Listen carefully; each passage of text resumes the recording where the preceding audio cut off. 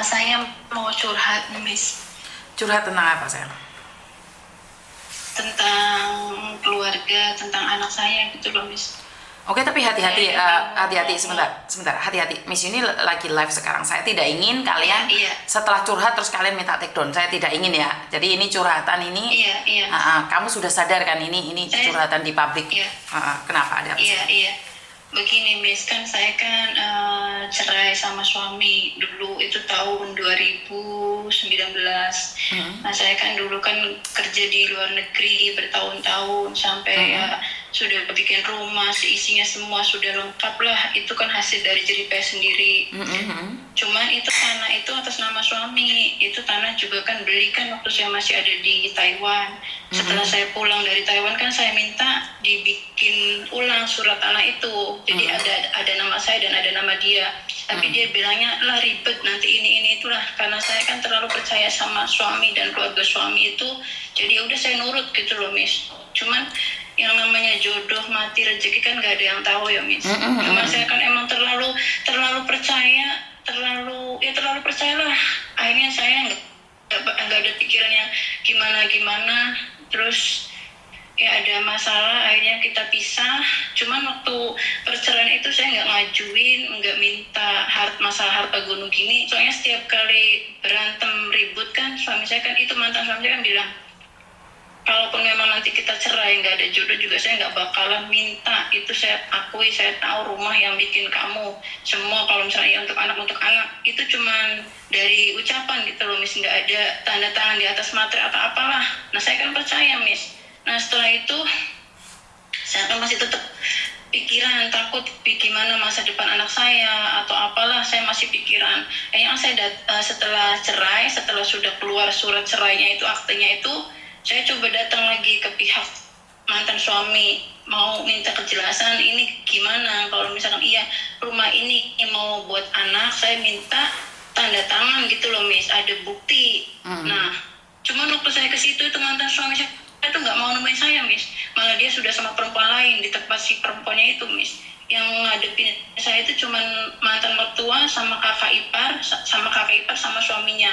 Nah suaminya itu jadi lebih gitu loh, Miss, kalau di desa saya, Miss, yang jadi penghulu orang nikah. Kalau misalnya ada orang meninggal gitu dia yang uruskan. Jadi dia kan ngerti masalah agama gitu loh, Miss. Nah saya minta orang desa suruh datang ke sini nyaksiin kalau memang rumah ini berhak untuk anak saya. Saya ikhlas ridho, saya nggak apa-apa, Miss. Saya ibaratnya itu rumah saya yang bikin. Saya cerai, saya nggak bawa apa-apa, saya keluar gitu loh, Miss. Nggak apa-apa, saya karena ingat ada anak, karena saya mau bawa anak itu nggak boleh kan, karena dari kecil kan yang ngurusin mantan mertua saya itu. Jadi saya udah nggak apa-apa. Jadi itu rumah semua saya kasih buat anak saya lah, saya nggak ambil sedikit pun, Miss. Cuman memang saya nggak semuanya itu apa ya, nggak bodoh-bodoh amat lah. Saya masih punya simpanan tabungan tanpa pengetahuan mantan suami gitu loh, Miss. Jadi saya pisah dari suami itu masih punya pegangan. Alhamdulillah udah ya istilahnya bisa beli tanah gitu loh. Sekarang saya ada tanah gitu loh, Miss. Terus? Nah cuma sekarang masalahnya itu, Miss, itu kan waktu ada mantan mertua saya kan belum meninggal, bilangnya pokoknya jangan dijual, itu buat anak gitu loh. Akhirnya udah, kalau emang rumah nggak dijual, itu saya semua isi perabotan rumah itu semua saya nggak ambil, nggak, Miss. Cuman memang saya ada bawa itu tempat tidur sama lemari itu saya bawa buat saya gitu. Selebihnya itu semua itu saya tinggal TV, mesin cuci semua lah. Tapi karena emang ibu mertua kan bilangnya buat anak, jadi kamu sama suami kamu nggak usah mengharap ini rumah gitu loh. Jadi buat anak semua lah. Jadi nanti anak udah dewasa tuh buat anak. Jadi saya lega, Miss, saya tenang, ya udah kalau gitu. Tapi saya minta tanda tangan di atas materi buat bukti. Bilangnya si mantan suami saya nggak datang. Terus kakak ipar saya bilang orang desanya sibuk lah, inilah itu, nggak bisa katanya. Ya udah punya kamu percayalah, nggak bakalan kita keluarga nggak bakal nyaksarin anak kamu, kata kakak ipar kan gitu, Miss. Jadi saya udahlah percaya. Nah dengan berjalannya waktu si mantan mertua saya itu meninggal, Miss, meninggal. Nah anak saya kan masih sekolah dulu itu di Aliyah, di pesantren. Sekarang anak saya udah udah pulang. Nah, selama anak saya di sekolah itu, rumah kan dikontrakin, Miss. Rumah itu kan dikontrakan. 1 bulan itu katanya 600.000. Saya nggak pernah tahu nggak pernah tahu itu uangnya segimana enggak. Pokoknya saya percaya itu buat keperluan anak saya selama sekolah itu loh, tiap bulan kebutuhannya yang di sekolah. Tapi tetap setiap kali anak saya ada kekurangan, entah itu beli buku, beli seragam, beli apa, dia telepon sama bapaknya bilang, istilahnya kamu minta sama bule lah, nggak usah ngomong sama saya. Itu padahal bapaknya, Miss. Terus waktu saya mau nanyain masalah rumah, masalah apa, bapaknya itu bilang sama saya, kamu nggak usah ikut campur masalah rumah. Pokoknya anak saya itu saya yang tanggung, saya yang jamin. Semua keperluan anak-anak juga saya yang tanggung lah. Dia bilangnya gitu, Miss. Jadi ya udah, saya kan nggak ikut campur masalah rumah.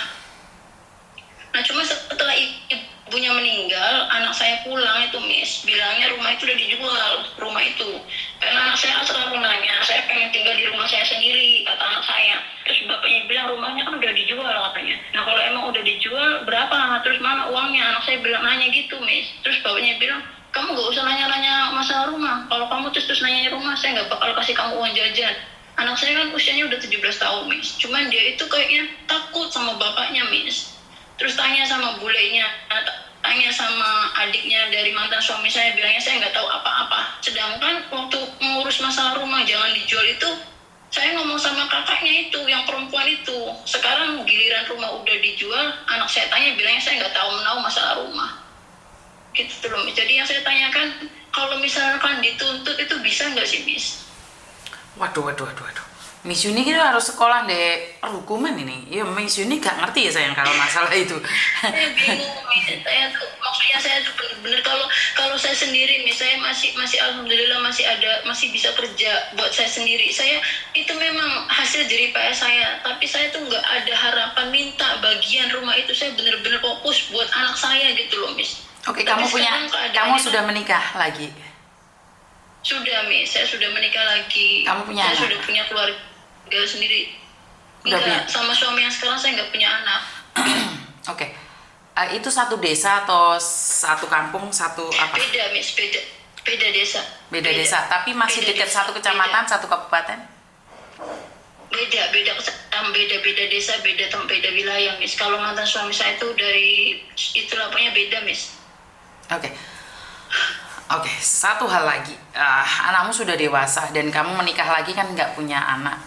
Ya udah, biarkan aja yang Iya. ada di suamimu. Karena saya percaya dengan buah karma. Jadi ya kamu tetap melakukan yang terbaik. Kamu sekarang hidup dengan suamimu, kamu juga tetap harus bertanggung jawab pada anakmu. Kalau memang harta yang kamu tanam dulu udah dihabiskan suamimu, ya wes mau gimana lagi? Apakah mau tarung? Bener nggak sih? Kalau saya lebih memilih keikhlas ya Mbak ya. Karena itu saya mengajarkan buat teman-teman yang lain, ini jadikan perhatian, jangan sampai ini terjadi. Kalau buat rumah itu atas nama 2 orang. Harus atas nama 2 orang. Apapun alasannya. Karena saat sudah kehilangan, bener-bener kita hancur sayang. Dia pingin jual, ya udah enak aja dia dijual.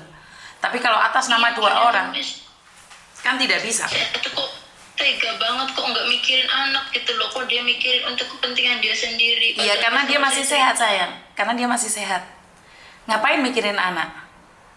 Orang kalau masih sehat, kalau udah hatinya jahat, dia nggak akan mikirin anak sayang. Itu kan bilangnya, Miss, masalah rumah itu kan saya sempat ngobrol sama kakaknya kan, bilangnya itu rumah maksudnya buat bayar utang katanya. Utang bekas apa? Saya bilang gitu. Ya bekas biaya anak kamu sekolah. Nah, biaya anak sekolah kan oke, berapa habisnya? Kan ada rincian tiap bulan, tiap tahun iuran berapa. Oke, ayo dibagi 2. Saya sama dia berapa habisnya gitu kan, Miss. Tapi kakaknya akhirnya dia buka suara. Ternyata itu uang katanya yang dipakai mantan suamimu itu sebenarnya bukan semuanya bekas biaya anak sekolah, emang dipakai sama dia juga. Semua total utangnya dia sendiri itu 30 juta, Miss. Buat biaya nikah lagi atau gimana saya juga nggak tahu. Tapi intinya bukan semua dari bekas biaya anak saya sekolah gitu loh. Makanya kan jadi, ya Allah, saya tuh kok tega banget gitu loh. Dari semenjak saya nikah sampai dari masa hamil, semua itu udah nggak ada tanggung jawab sama sekali. Makanya saya minta pilih cerai itu, Miss, karena saya udah nggak kuat, Miss. Saya punya suami seakan nggak. Sayang, tak kasih tahu. Kamu harusnya bersyukur dengan keadaan ini. Untung hidupmu tidak bersama dia. Kamu harus bersyukur. Jadi dia berapa kali menikah pun dia tidak akan pernah bahagia. Bener nggak? Malah hartanya habis semua. Saya tuh pernah ya punya saudara, waktu dia nikah itu nggak ngurusin istrinya sama sekali, sampai punya anak 5. Saat sudah tua, tahu nggak laki-lakinya itu cari anaknya. Dan saya percaya dengan buah karma tidak semanis buah kurma.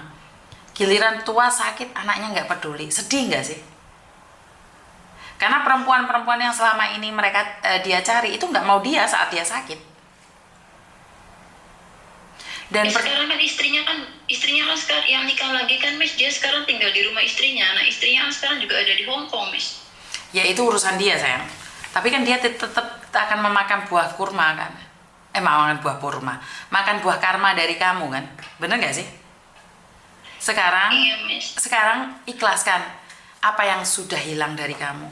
Aku yakin dan percaya kamu pasti mendapatkan yang lebih lagi. Ini satu. Yang kedua, tanggung jawab tetap anakmu, apalagi kamu bersama yang baru kan nggak punya anak, sayang. Iya. Jadi iya, Miss. Saya dulu itu kan pernah bilang nih, saya pernah hampir menikah dengan laki-laki di Tangerang. Kalau saya hitung-hitung uang saya habis berapa, itu hati saya sedih, Mbak. Marah, kecewa. Tapi dengan seperti saya melepaskan dia, maka saya mendapatkan sesuatu yang lebih baik lagi. Kita hidup itu pernah mengalami yang namanya jatuh tertipu. Baik sama pacar, baik sama kenalan, baik sama saudara, keluarga, ataupun sama suami. Itu pasti. Itu cerita hidup, itu pasti. Cuman tergantung kalian mau menceritakan atau tidak. Seperti Miss Yuni kan selalu pernah bilang nih, saat saya bercerai dengan suami saya mencintai laki-laki lain, dan saat itulah harta saya juga dikeruk kok. Sama, Mbak. Saya sama. Saya nggak ikhlas, saya marah. Tapi setelah saya ikhlas, saya mendapatkan rezeki yang lebih banyak lagi. Kuncinya cuma ikhlas, itu aja wes. Karena sebelum kita menerima sesuatu yang baru, kita harus membuang yang lama dulu dong, Mbak. Bener gak sih? Miss Yuni selalu katakan dengan gelas. Bagaimana kalau gelasmu airnya itu penuh dendam karena uangmu nggak dikembalikan, karena rumahmu dijual, kan ini air keruh toh. Bagaimana Tuhan akan memberikan air yang jernih sama kamu sementara kamu tidak membuang air yang keruh tadi. Air yang keruh tadi ya sekarang ini masalahmu sama mantan suami ini. Lepaskan, pasti gelasmu diisi yang baru kok. Iya, terus kan Miss, itu anak saya kan baru lulus kemarin, itu lulus SMK kan. Terus kata bapaknya itu kan, kamu sana ambil itu ijazahnya, terus kamu cari kerja, langsung disuruh kayak gitu kan, Miss. Nah, sedangkan kan bapaknya kan sekarang kan kerjanya kan di kawasan pabrik.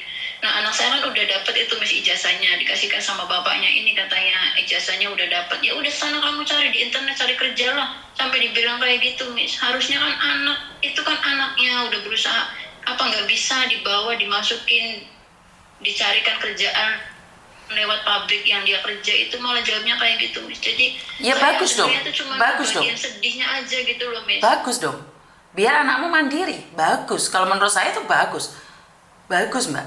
Saya tak kasih tahu anak saya, Thomas itu pertama kali kerja nggak boleh ikut saya. Saya nggak izinin dia. Saya biarkan dia di luar sana. Dia dicaci maki orang, dihina orang, direndahkan orang. Saya biarkan. Dia pulang nangis cerita, walaupun anak saya cowok. Mami, aku di sini. Biar dia tahu kehidupan di luar itu realita, sayang. Hidup ini penuh realita. Nggak boleh kita gendong dia kemana-mana. Ya anakmu sudah dewasa. Emangnya dia ngarep no bapaknya menyarikan? Ya lebih baik dia cari sendiri daripada suatu saat diundat-undat bapaknya. Harusnya kamu bangga dong. Anakmu bisa cari pekerjaan sendiri, bukan dari bapaknya. Bener nggak? Iya. Dari situlah. Ya, terus kan saya kan dulu kan sebelum datang ke sini kan saya juga ada kerja di Jakarta, jadi banyak kenalan. Terus saya kan kemarin coba hubungin mantan bos saya kan, dia kan ada banyak buka usaha lah kayak barbecue di Jakartanya itu, kayak tempat restoran gitu. Nah bos saya tuh kemarin ada kasih gitu. Akhirnya saya kan nggak tega biar saya lepas gitu loh. Misalnya taruh di Jakarta itu menurut Miss Yuni gimana? Saya kan kenal sama bosnya, kenal sama yang kerja di situ gitu loh. Kalau menurut saya memang harus dilepas, Mbak. Didik anak hari ini harus keras. Jika kamu manjain dia dan dia nggak bisa bekerja, suatu saat kamu yang akan sengsara. Kamu nggak kasihan lihat dia tidak bisa mandiri. Kalau saya berprinsip seperti itu, Mbak. Saya biarkan Thomas itu dihina teman-temannya, dimarahin temannya. Enggak, saya nggak belain dia. sama sekali. Biar dia punya kekuatan sendiri. Seperti harimau yang dilepas di hutan. Apa nggak ada yang nyapik? Ya jelas ada yang nyapik sayang. Tinggal dia kuat nggak untuk bertarung. Jadi ngelindungin anak itu perlu, tapi melepaskan anak itu perlu. Itu saya ya. Meme ditonjokin orang terus. Kalau saya mau, saya bawa dia ke sini. Karena memenya nggak mau. Tapi kalau dia jauh dari keluarga, dia harus punya kekuatan untuk melindungi dirinya sendiri. Loh, lek kamu punya prinsip digendong kemana-mana, ya jangan salahkan anakmu nggak mandiri. Sampai menikah pun, sampai punya anak pun. Misalnya juga justru saya tuh bercermin dari diri saya sendiri, Miss. Saya perempuan, saya sudah tidak punya orang tua dari umur 1 tahun, Miss. Saya keluar sekolah sudah langsung umur 12 tahun, saya udah merantau kerja ke Jakarta kemana, karena saya merasa nggak ada orang tua. Kalau bukan saya sendiri, saya tuh minta ke siapa gitu loh, Miss. Jadi memang saya dari kecil udah ada mandiri gitu. Saya juga ingin tanamkan sifat kemandirian saya itu pada anak saya gitu loh, Mas. Iya bagus. Saya sering ngomong, kamu laki-laki, mama yang perempuan aja mama bisa kok berani kemana-mana sendiri. Intinya yang kamu pegang itu bener, jujur, jangan pernah bohongin orang, jangan pernah jahat sama orang. Saya selalu tanamkan itu sama anak saya, Mas. Tapi ya dari suami saya sekarang juga, suami saya tuh ngerasa ada nggak teganya. Karena dia baru keluar sekolah, mau dilepas ke Jakarta sendiri, nggak ada teman, nggak ada siapa-siapa yang ngawasin. Jadi suami saya yang sekarang juga agak-agak takut, was-was gitu loh, Miss. Tapi kalau saya sih enggak, saya istilahnya lepas gitu loh, Miss. Nggak apa-apa, belajar untuk saya didik mandiri gitu loh, Miss. Ya itu kamu yang punya hak dong. Sekali lagi kembali sama kamu. Ikhlas aja bukan ngomong, Mbak. Seperti yang saya katakan. Iya, Miss. Saya mendidik anak saya keras loh. Sama-sama di Hong Kong, Thomas itu nggak kerja ikut saya. Dulu dia jauh dari saya. Bahkan saya titipin dia ke neneknya. Dia berjuang untuk hidup dirinya sendiri. Tapi setelah dia bilang, Mami, aku sudah punya pengalaman seperti ini, seperti itu. Boleh nggak bimbing aku? Dia minta bimbingan sendiri, dia datang sendiri. Makanya aku kasih dia jalan. Jadi memang harus didik anak keras, Mbak. Loh, aku itu sama anakku sendiri tak hukum beneran kok. Nggak tak kasih makan beneran kok Thomas itu. Jadi orang menyangka bahwa kehidupan saya itu enak seperti di media sosial. Enggak. Di dunia nyata saya ngukum, saya marah beneran. Anak saya salah, saya nggak peduli. Kenapa? Saya tidak ingin anak saya melakukan kesalahan yang pernah saya lakukan. Saya tidak ingin anak saya melakukan kesalahan yang bapaknya pernah lakukan. Anak saya itu nggak minum, anak saya itu nggak ngerokok. Apakah saya melarang? Enggak. Saya cuma bilang, kalau kamu ngerokok, sakit. Bukan aku yang sakit, kamu yang sakit. Kalau kamu minum, yang sakit kamu, bukan saya. Lihat bapakmu, sudah kecanduan. Tapi bapaknya sekarang sudah mulai tua, sudah mulai sadar. Jadi, bagus sampean punya prinsip yang mendidik anaknya. Keras bukan membenci. Keras untuk membentuk dia agar tahu bahwa kehidupan ini bukan hanya bapak ibu yang ada di samping dia, tapi banyak sekali orang-orang di luar sana yang ingin mencapik masa depannya. Tinggal dia mampu bertahan tidak. Paham? Iya, Miss. Makanya saya kan berusaha, dia minta kerja, pengen cari kerja, saya coba usahain cari-carikan gitu loh, Miss. Sekarang alhamdulillah ada peluang, saya udah kasih tahu jalan kan. Kalau emang kamu serius bener pengen kerja, kamu siapkan mental. Jangan cuma ngomong pengen kerja, tapi ternyata kamu tuh sebenarnya belum siap.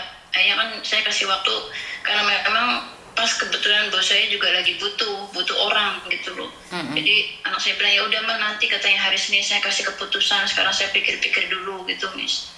Bagus, itu bagus sekali buat saya. Jadi lepaskan dia. Ya, ada yang lain lagi? Tadinya, ya itu Miss, yang saya tadinya tuh yang masih saya jadi bisa nggak gitu untuk menuntut hak anak saya tadi.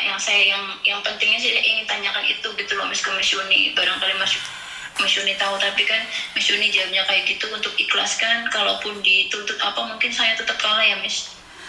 Dituntut atau enggak, kalah atau menang itu kan sebenarnya kuat nggak uangmu untuk membayar pengacara, itu aja sih. Tapi pada akhirnya kalah menang kan tetap sebuah permainan sandiwara saya. Kalau saya lebih memilih ikhlas. Saya nggak tahu kenapa saya lebih memilih ikhlas. Karena kalau nggak ikhlas kita nggak dapat air baru, air keruh yang ada di hatimu. Tapi kalau kamu menuntut, bisa nggak, Miss? Bisa. ada pengacara kamu sewa. Mungkin harga rumahnya itu 100 juta, tapi kalau cari pengacara mungkin 200 juta. Malah habisnya lebih banyak, belum tentu rumahnya kamu dapat. Kalau saya sih berpikirnya seperti itu. Kenapa kita tidak fokus di kehidupan kita di masa depan? Itu saya ya. Saya tidak tahu kalian. Itu hak kalian untuk menuntut, itu hak kalian mutlak. Iya, itu suami saya juga bilang kayak gitu, kamu mau habisin uang berapa untuk ngurus-ngurus rumah? Udah biarin aja. Suami saya kadang-kadang ya nguatin saya gitu loh, Miss. Ya memang katanya untuk ikhlas itu susah, berat, tapi ya pelan-pelan lah. Percuma kamu mau ngabisin uang berapa juga mau nuntut masalah rumah ini itu. Bukan karena gini loh sayang, seperti yang saya katakan.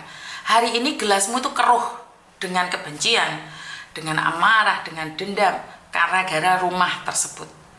Bagaimana rezeki baru bisa masuk di gelas kamu kalau gelas kamu itu penuh dengan air yang kotor? Kenapa kamu tidak berpikir buang yang kotor, dapatkan yang baru? Benar nggak sih Miss Yuni ngomong? Iya, Miss. Jadi jangan satukan yang keruh dengan yang jernih. Buang yang keruh ini, buang, lepaskan. Tapi itu saya nggak tahu sampean. Kembali lagi pada sampean. Ngerti? Ngerti, Miss. Ada yang lain lagi?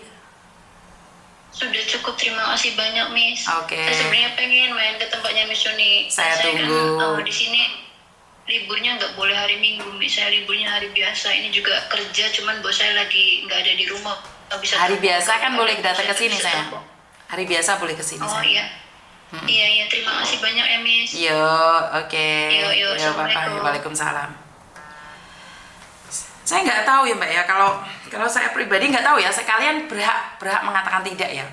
Tapi saya selalu punya prinsip bahwa ada rencana di balik semua itu. Kalau mantan saya tidak menjual rumah saya, mungkin saya akan tetap bersamanya. Itu kan bisa jadi.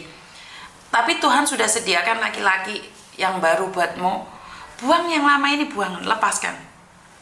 Saya telepon. Halo. Halo, selamat pagi, Miss. Pagi Mbak.